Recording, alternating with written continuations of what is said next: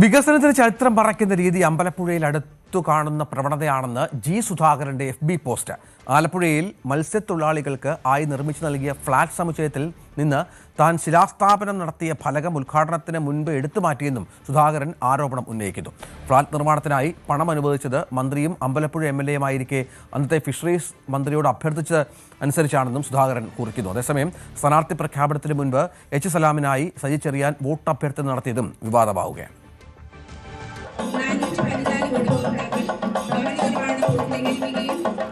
കഴിഞ്ഞ ദിവസം തോട്ടപ്പള്ളിയിൽ മത്സ്യത്തൊഴിലാളികൾക്കായി സർക്കാർ നിർമ്മിച്ചു നൽകിയ ഫ്ളാറ്റുകളുടെ വിതരണോദ്ഘാടന പരിപാടിയിലുണ്ടായ സംഭവങ്ങളെ വിമർശിച്ചുകൊണ്ടുള്ള ജി സുധാകരന്റെ ഫേസ്ബുക്ക് പോസ്റ്റാണ് ചർച്ചയാകുന്നത്.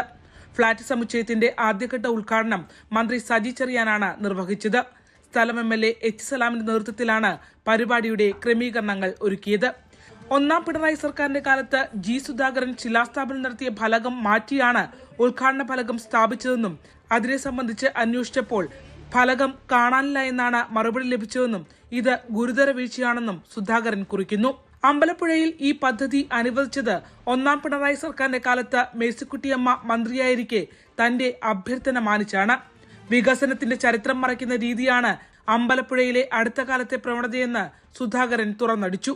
ഇതിനിടയിൽ ഔദ്യോഗിക സ്ഥാനാർത്ഥി പ്രഖ്യാപനം വരുന്നതിന് മുൻപ് തന്നെ H. സലാം MLAയ്ക്കായി പരിപാടിക്കിടയിൽ അടുത്ത തിരഞ്ഞെടുപ്പിലേക്ക് സജി ചെറിയാൻ വോട്ടഭ്യർത്ഥന നടത്തിയതും വിവാദമാവുകയാണ്.